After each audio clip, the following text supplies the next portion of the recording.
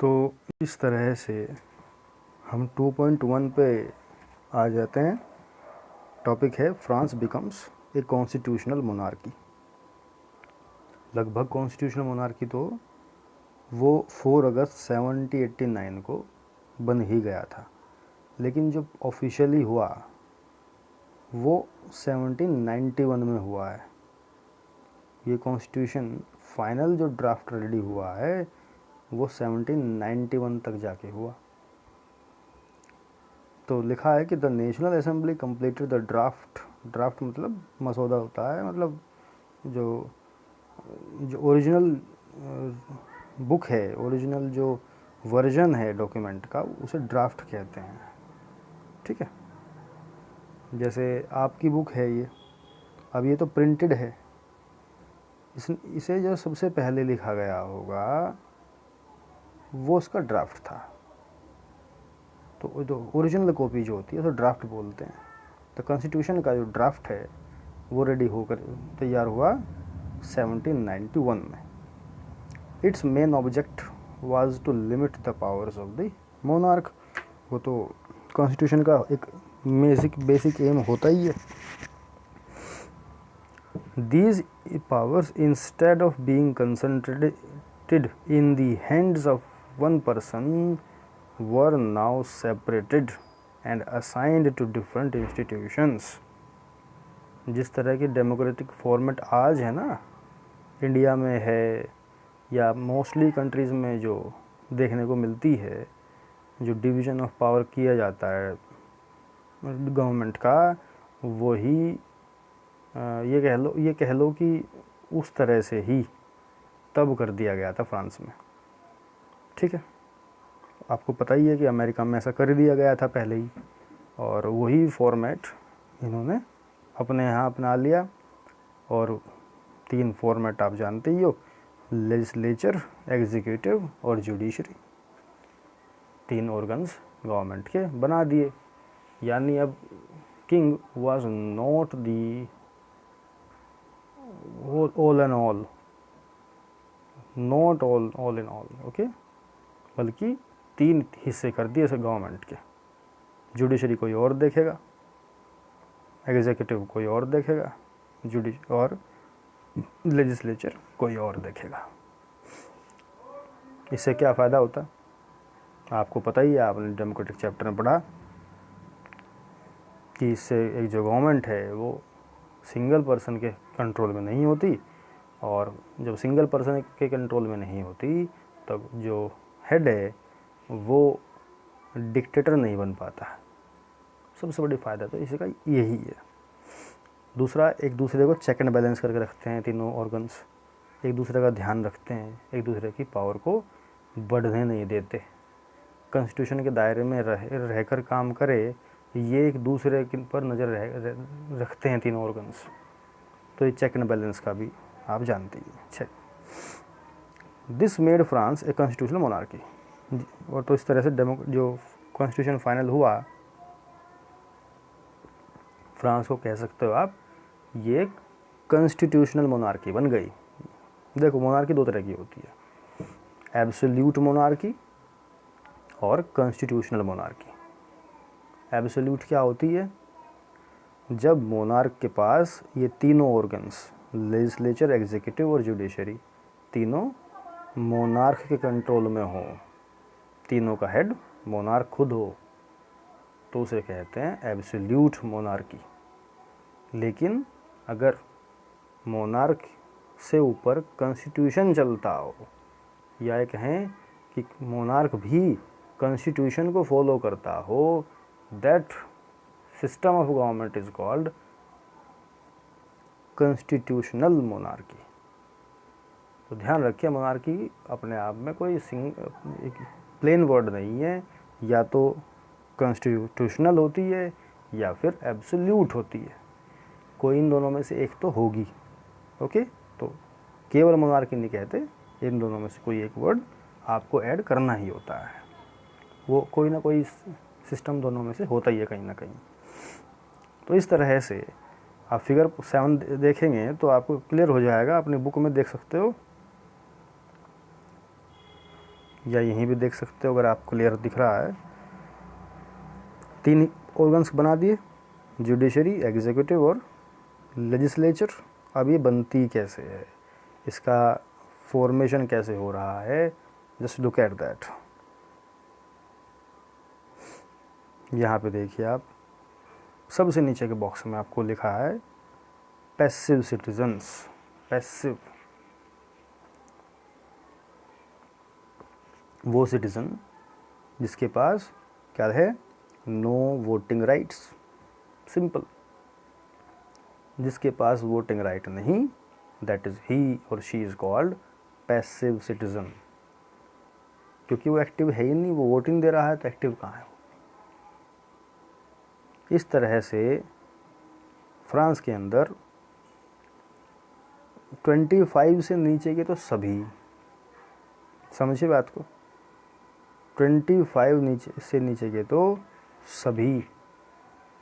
इसके अलावा कुछ पाबंदियां उन्होंने 25 से ऊपर के लोगों पर भी लगाई, प्रॉपर्टी को लेकर और जेंडर को लेकर।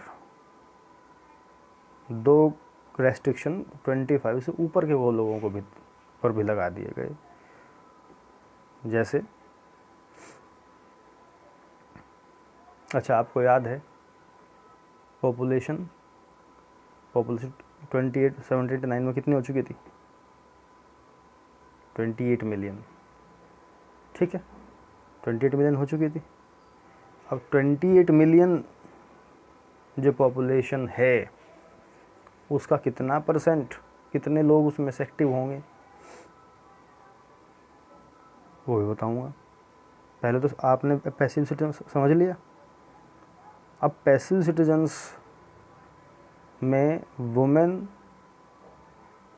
चिल्ड्रन, ये तो कंपलसरी ही हो गए। वुमेन तो किसी भी एज की, ध्यान से समझिए, वुमेन किसी भी एज की हो, वुमेन को राइट टू वोट नहीं मिला, ठीक है। Women was clearly passive citizen. Children को तो मिलेगा ही नहीं, 25 से नीचे के हैं। बचे 25 तक के लड़के, 25 तक के लोग, मैन, उनको भी नहीं मिलेगा। लेकिन जो 25 से ऊपर के हैं और मैन हैं, उनमें से भी सबको राइट टू वोट नहीं मिला। उनमें से सिर्फ राइट टू वोट उन्हें मिला जो टैक्स भरते थे। कितना टैक्स भरते थे, जो कम से कम किसी आम लेबरर की 3 दिन की मजदूरी के बराबर, ध्यान समझिए, 3 दिन की मजदूरी के बराबर टैक्स भरते हों। सपोज करो कोई मजदूर 10 रुपये रोज़ कमाता है, मैं रुपये में बात कर रहा हूँ, 10 रुपये रोज़ कमाता है, या लुवरे कह सकते हैं क्योंकि वहाँ की करेंसी लुवरे थी। 10 लुवरे रोज़ कमाता है तो 3 दिन में कमाएगा 30 लुवरे। तो वे मैन जो 30 लुवरे का टैक्स भरते हों, 25 से तो ऊपर के होने ही चाहिए, इतना टैक्स भी भरते हों, उनको राइट टू वोट दिया गया। समझ गए मेरी बात को। तो जैसे वे हो गए एक्टिव, जिनको राइट टू वोट मिल गया वे हो गए एक्टिव। तो एक्टिव सिटीजन कितने हैं, about 4 million of A population, लिखा है ना 4 मिलियन। इस तरह से लगभग 40 लाख लोगों को राइट टू वोट मिला है, 40 लाख मर्दों को, मैन को। बचे कितने, 21 मिलियन। 21 मिलियन वर पैसिव सिटीजन्स। तो सिर्फ 4 मिलियन को ही राइट टू वोट मिला 25 मिलियन में से। अब ये 4 मिलियन जिनको राइट टू वोट मिला है, ये वोट किसे देंगे, ठीक समझिए। होता क्या था कि एक्टिव सिटीजन्स में से कोई 50,000 मैन इलेक्टर्स के तौर पे इलेक्शन लड़ते थे, सिर्फ इलेक्टर के लिए। इलेक्टर का काम ये होता है कि उसे आम जनता उसे वोट देगी, इलेक्टर को वोट देगी, और इलेक्टर का काम सिर्फ इतना ही है कि वो जिसे चाहे उसे वोट देकर जिता दे, मतलब उसे ही पार्लियामेंट के लिए वोट दे सकता है। ये सिर्फ बीच में एक तरह से वोट देने, आगे वोट देने का फीचर है। ये हर जगह नहीं होता, जैसे अमेरिका में है, ये आज भी इस तरह से इलेक्शन होते हैं। वहाँ पर लोग इलेक्टर्स को वोट देते हैं, इलेक्टर्स के बाद जिसको भी वोट देते हैं वो ही जीत जाता है। ठीक है, इस तरह से होता है। ये बहुत ही आसान है, ध्यान से समझिए। 4 मिलियन लोगों ने मिलकर 50,000 लोग जिताए, मतलब 4 मिलियन 40 लाख हो जाते हैं। 4 मिलियन, हर 4 मिलियन को वोट करना है 50,000 के लिए पहले, तो 50,000 लोग को आप बराबर हिस्सों में बांट दो भाई। 50,000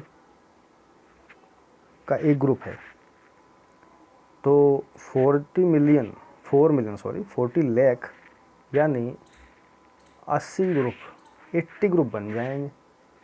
50,000 के 80 ग्रुप बन गए, यानी 50,000 लोग मिलकर एक इलेक्टर को चुनेंगे। उस तरह से 50,000 मैन जीत बन जाएंगे। अब ये जो 50,000 लोग बने हैं, इलेक्टर जो बने हैं, इनका काम सिर्फ इतना है कि इसके बाद जो इलेक्शन होंगे, जो 745 मेंबर्स आप देख रहे हो ना नेशनल असेंबली के लिए, उनको ये चुनेंगे, उनके लिए वोटिंग ये करेंगे। और जिसके लिए ये वोटिंग कर देंगे, जिसको जिता देंगे, यानी 50,000 मैन मिलकर जिन 745 मेंबर्स को जिता देंगे, वे ही नेशनल असेंबली के मेंबर बन जाएंगे। ये इस तरह का फॉर्मेट वहाँ पर एक इनडायरेक्ट वोटिंग का किया गया था।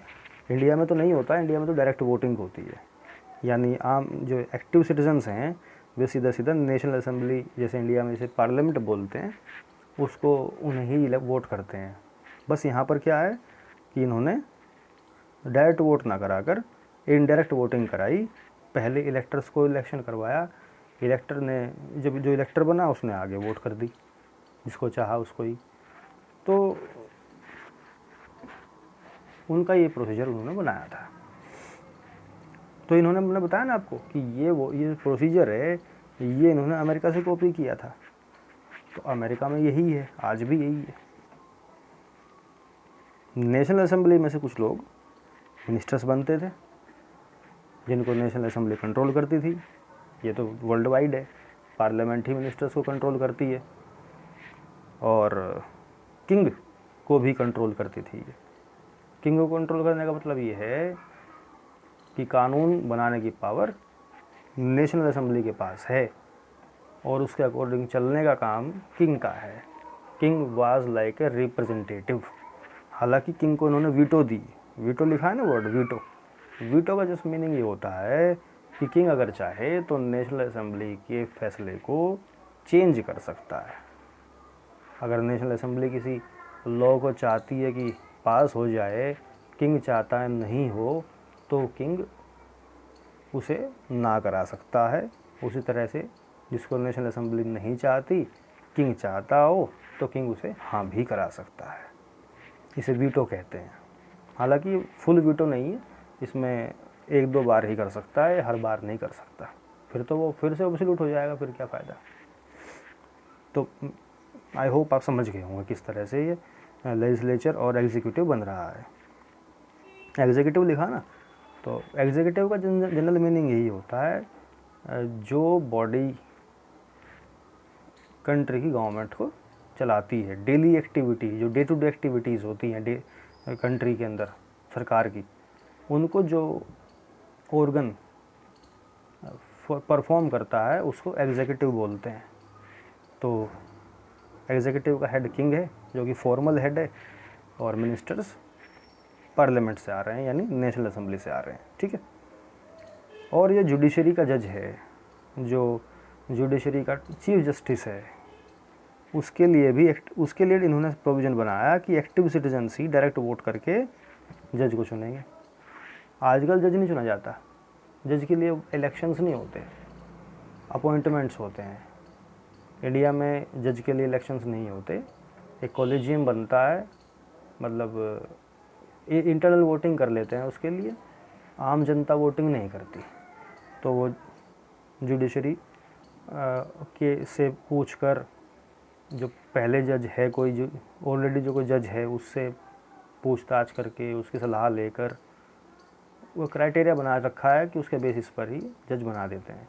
तब फ्रांस में जज को इलेक्ट करके वोट जज बनाया जाता था। ओके, तो ये प्रोविज़न इन्होंने जो नया कॉन्स्टिट्यूशन बनाया उसके अकॉर्डिंग रखा। तो मैं मानता हूँ कि आप समझ गए होंगे। ये जो यहाँ लिखा हुआ है सारी बातें मैंने आपको बता दी, तो आप फिर से पढ़ सकते हो उसे, नहीं तो आप मानता हूँ समझ गए हों। ठीक है, आगे बढ़ते हैं। देखिए फिगर 8 है, लिखा है the declaration of rights of man and citizens. Constitution का एक पार्ट है ये।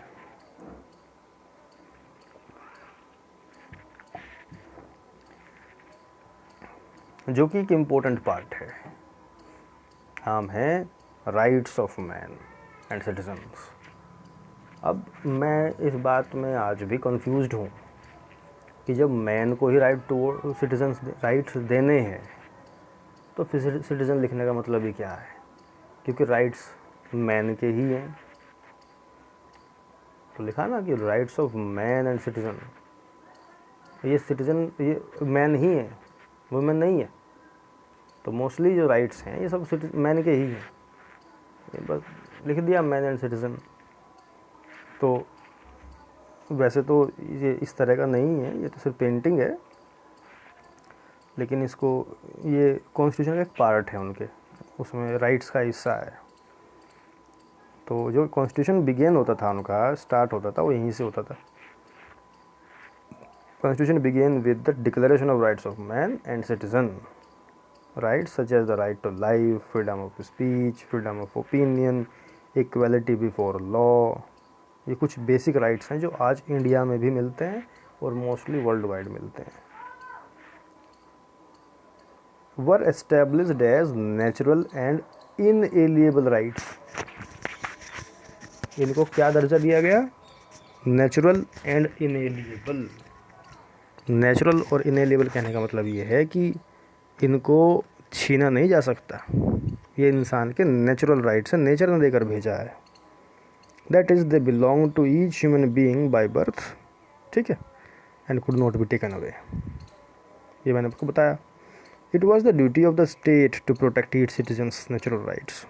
और ये तय कर दिया गया कि जो स्टेट है, जो सरकार है, स्टेट का मतलब सरकार से होता है, गवर्नमेंट से होता है, वो इन राइट्स को प्रोटेक्ट करे, हर इंसान को, हर सिटीज़न को ये राइट्स मिलें, ये सरकार की जिम्मेदारी है।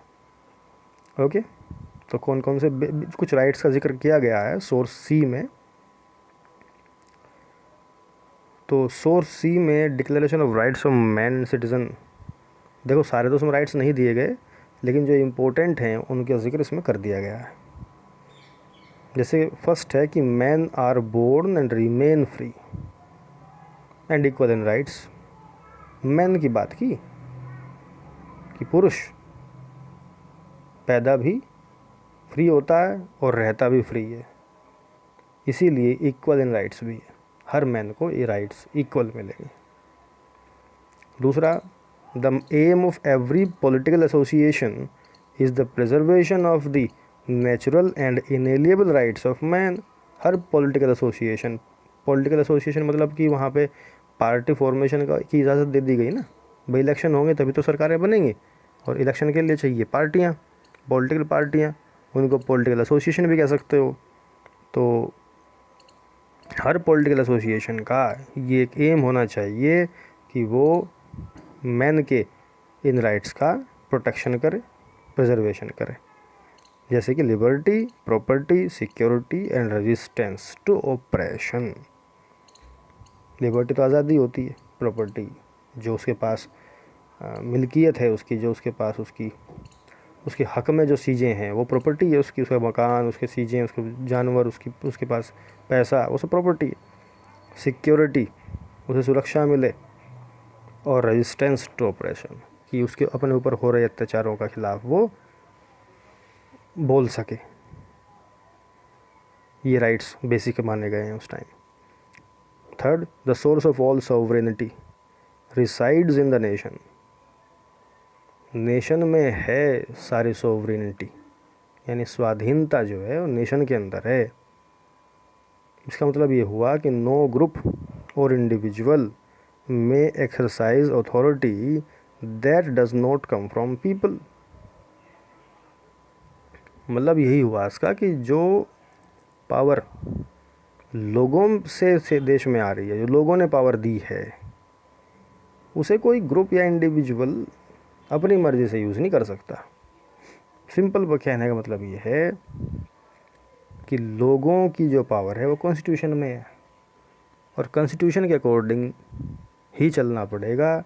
अपनी मर्जी से कोई भी आदमी, कोई भी इंडिविजुअल, कोई भी ग्रुप कोई पावर का इस्तेमाल नहीं कर सकता। Fourth, liberty consists of the power to do whatever is not injurious to others. Liberty define कर दी गई कि लिबर्टी क्या है। लिबर्टी आज़ादी है, लेकिन कहाँ तक? वो पावर जहाँ तक दूसरे को इंजरी ना हो, दूसरे को नुकसान ना हो आपकी लिबर्टी से, आपकी आज़ादी से, दैट इज़ कॉल्ड लिबर्टी। उसी तरह से the law has the right to forbid only actions that are injurious to society. जो कानून है, जो कानून हम बनाएंगे, वो वही उतना ही होगा कि वो उन एक्शंस को मना करे जिससे जो सोसाइटी के लिए इंजीरियस हो। समझे? यानी कोई ऐसा एक्शन जिसके करने से सोसाइटी को नुकसान हो, उसे कानून करने से रोकेगा। जैसे चोरी है, चोरी सोसाइटी के लिए इंजरी की बात है, नुकसान की चीज़ है, तो कानून इसके लिए एक्शन लेगा, यानी कानून इसके खिलाफ बनाया जा सकता है। Sixth, law is the expression of the general will. कानून को डिफाइन किया गया कि कानून का मतलब है कि जनरल विल जो चाहती है वो सभी की तरफ से एक, ये जैसे सब ने मिलकर ये कह दिया कि ठीक है, हाँ गलत, ये चोरी गलत है, चोरी के खिलाफ कानून बनाओ, कोई नियम बनाओ। तो इसे मतलब ये हुआ कि ये जो नियम है सब कह रहे हैं कि बनाओ, यानी ये लॉ बन गया। All citizens have right to participate in its formation. इसे बनाने में सभी लोग पार्टिसिपेट करते हैं, उनको राइट है। और वे पार्टिसिपेट कैसे करें? पर्सनली करें या थ्रू दियर रिप्रेजेंटेटिव करें। पर्सनली तो कर नहीं सकते, पॉपुलेशन ज़्यादा है, इतने लोग बैठ कर तो वोटिंग करेंगे तो एक महीने में एक लॉ पास होगा। तो फिर क्या करें? वे थ्रू दियर रिप्रेजेंटेटिव्स करें। अपने जो नेता उन्होंने चुने हैं, जो नेशनल असेंबली के लोग हैं, वे कानून बनाने में जो वोटिंग होगी उसमें पार्टिसिपेट करें आम लोगों की तरफ से। तो इस तरह से all citizens are equal before it. कानून के नज़रों में सब लोग इक्वल होंगे, आज भी माना जाता है ऐसा। 7th पॉइंट है कि no man may be accused, arrested और डिटेन्ड। किसी भी इंसान को, किसी भी व्यक्ति को ना तो दोषी ठहराया जा सकता, ना ही अरेस्ट किया जा सकता, और ना ही जेल में डाला जा सकता, accept in cases determined by the law, बशर्ते कि उसने कानून जिसको गलत मानता हो वो काम ना किया हो। समझ गए? मतलब सिंपल कहने का मतलब ये है कि अगर कानून तोड़ा हो तो उस पर आरोप भी लगेगा, अरेस्ट भी होगा, जेल में भी जाएगा, सज़ा मिलेगी। अदरवाइज़ कुछ नहीं होगा, सिर्फ कानून तोड़ने पर ही होगा ऐसा। 11th point, every citizen may speak, write and print freely. हर इंसान खुलकर बोल सकता है, लिख सकता है, छपवा सकता है अपनी बातें। He must take responsibility for the abuse of such liberty in cases determined by the law. लेकिन अगर वो अपनी इस आज़ादी का गलत फ़ायदा उठाता है, एब्यूज़ मतलब गलत फ़ायदा उठाना होता है, तो ऐसे में कानून जो भी होगा उसको उसके अकॉर्डिंग उसके ऊपर एक्शन भी होगा।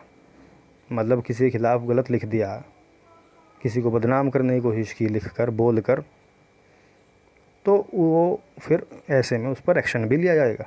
हालांकि बोलने के लिए लिखने के लिए फ्री है, लेकिन गलत नहीं। For the maintenance of the public force and for the expenses of the administration. Public force मतलब पुलिस है, आर्मी है, और साथ साथ एडमिनिस्ट्रेशन के जो एक्सपेंसेस हैं, डेली के जो खर्चे हैं, एक कॉमन टैक्स इज इंडिस्पेंसिबल, अपरिहार्य है। ये एक टैक्स लगाना बहुत ज़रूरी है, इसको हम रोक नहीं सकते। कॉमन टैक्स तो लगाना ही पड़ेगा। कॉमन टैक्स मतलब सब पे लगेगा।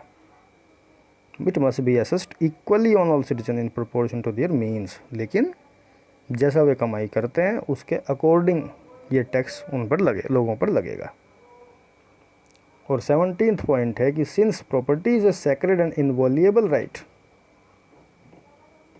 जो कि प्रॉपर्टी एक सैक्रेड होता है, पवित्र, और इनवॉल्युएबल, जिसको छीना जा सके, ऐसा राइट है। No one may be deprived of it. Property रखने से किसी को मना नहीं किया जा सकता unless a legally established public necessity requires it. जब तक कोई ऐसी मजबूरी ना हो कि भाई पब्लिक इंटरेस्ट में उस प्रॉपर्टी को लेना पड़े। जैसे कि सड़क बन रही है और किसी का मकान बीच में आ जाता है, तो यहाँ पर पब्लिक नेसेसिटी हो गई है। सरकार को ये मकान मतलब ख़रीदना पड़ेगा, उससे वो प्रॉपर्टी लेनी पड़ेगी, और उसके बदले में कहीं और उसको वो प्रॉपर्टी दी जाएगी। लिखा है ना इसमें भी कि इन दैट केस, अगर प्रॉपर्टी ले ली जा रही है पब्लिक नेसेसिटी के चलते, तो ए जस्ट कंपनसेशन, एक न्यायपूर्वक उसको जो मुआवजा है उसकी प्रॉपर्टी का, must be given in advance, वो उसे एडवांस में मिल जाएगा। जैसे सड़क बन रही है, किसी का खेत आ गया रास्ते में, या कोई मकान आ गया, तो उसको उसका कंपनसेशन मिल जाता है। बल्कि सरकार, जैसे इंडियन गवर्नमेंट है, 3 गुना कंपनसेशन देती है। जो भी रेट चल रहा है, जो उसकी कीमत है मार्केट में, उसका 3 गुना कंपनसेशन मिलता है। तो इस तरह से ये कुछ ऐसे राइट्स दिए गए फ्रांस में, जिन्हें हमारे कॉन्स्टिट्यूशन में भी आप देखेंगे कि देखने को मिलते हैं। तो इस तरह से फ्रांस एक एब्सोल्यूट मोनार्की से कॉन्स्टिट्यूशनल मोनार्की बन गया। लेकिन वही बात है कि स्टेबिलिटी नहीं है अभी गवर्नमेंट में। गवर्नमेंट ज़्यादा दिन नहीं चल पा रही है। गवर्नमेंट काम करती है, लेकिन जैसे मैं आपको पता है ना, डेमोक्रेसी में हर सेक्शन अपनी गवर्नमेंट से खुश हो, इट इज़ नॉट पॉसिबल। तो इस गवर्नमेंट से भी एक सेक्शन खुश नहीं था। वो कौन सा सेक्शन खुश नहीं था, उस बारे में बात हम करेंगे।